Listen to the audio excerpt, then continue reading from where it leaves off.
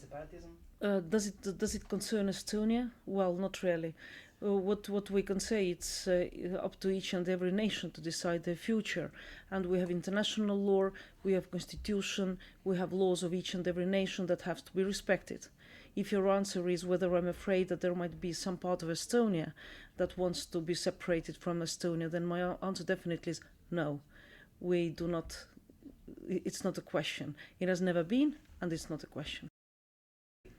As I said, I will repeat, there is international law, there are constitutions of each and every country, and there are laws and regulations that have to be obeyed.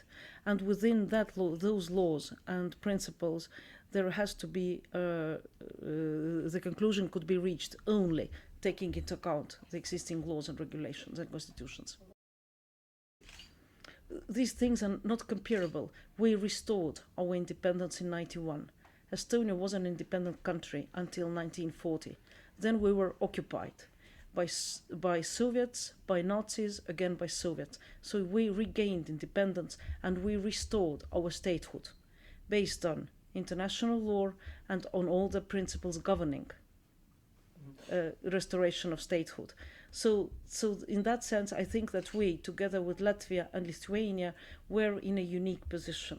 If somebody wants to learn from our experience, whether how we restored independence of our country or whether how we did economic and financial reforms, they are most welcome to do that. And coming back to the previous question, if we talk about e-governance, cybersecurity and matters like that, I think that there's a lot that countries might be interested in learning from our experience.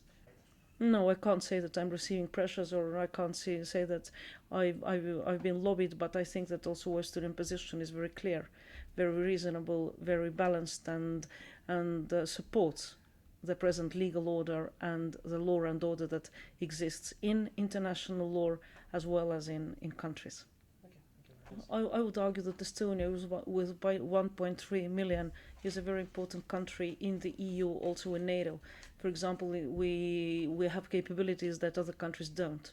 We're very good in some specific niches, for example, cybersecurity, e-services, internet freedom, topics that where we are much better than many other bigger countries. So I would argue that in the 21st century, what is important is efficiency, and no corruption, open, transparent governance. These things are becoming more and more important.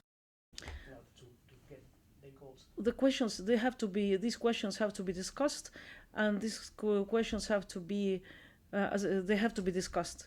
As to Estonia, we have very Lutheran approach. When we join international organizations, then we fulfill all the obligations that are introduced by those organizations.